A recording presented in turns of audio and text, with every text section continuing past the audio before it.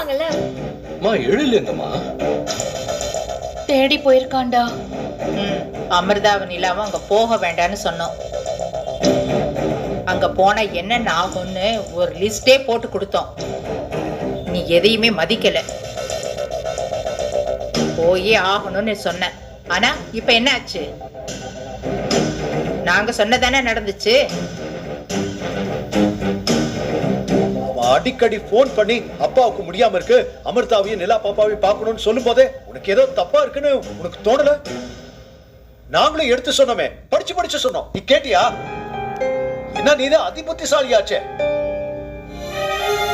அடுத்தவங்க சொன்னதை எப்பதான் நீ காது கொடுத்து கேட்டிருக்க?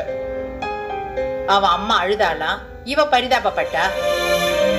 இப்ப நமக்கு பரிதாபப்பட யார் வர போறாங்க? இப்படி எல்லாம் நடக்கும்னு நான் எதிர்பார்க்கவே இல்ல அத்தை. அவன் வீட்டுல இல்லன்னு அவங்க அம்மா சொன்னதை நம்பிதான் நான் அங்க போனேன். ஆனா இதெல்லாம் கணேஷ் போட்ட பிளான்னு அங்க போனதுக்கு அப்புறம் தான் தெரிஞ்சுச்சு அத்தை. கத்திய காட்டி அமிர்தாவையும் நிலாவையும் கூட்டிட்டு எங்கேயோ போயிட்டான் அத்தை. எங்க கூட்டிட்டு போனா தெரியல அத்தை. வீடு தேடி வந்து சண்டை போட்டு கூப்பிட்டு பார்த்தா அமிர்தா போலன்னு இப்படி ஒரு நாடகத்தை போட்டிருக்கான். படுபாவி பையன். அவளுக்கு தான் அவங்க கூட வாழ்றதுக்கு இஷ்டம் இல்ல. அப்புறம் அதுக்கு விட்டு தொலைய வேண்டியதானே. ஏதாவது ஒண்ணு பண்ணிருக்கியா?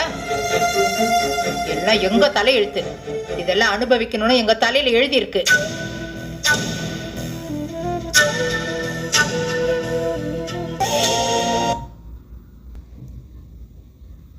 பாட்டி அவன் அமிர்தாவை தேடி போயிருக்கான் பாட்டி.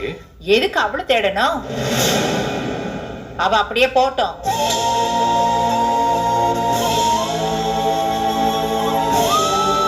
ஏய் ஈஸ்வரி, என்ன பேசுற? ஏங்க நான் சரியா தாங்க பேசுறேன்.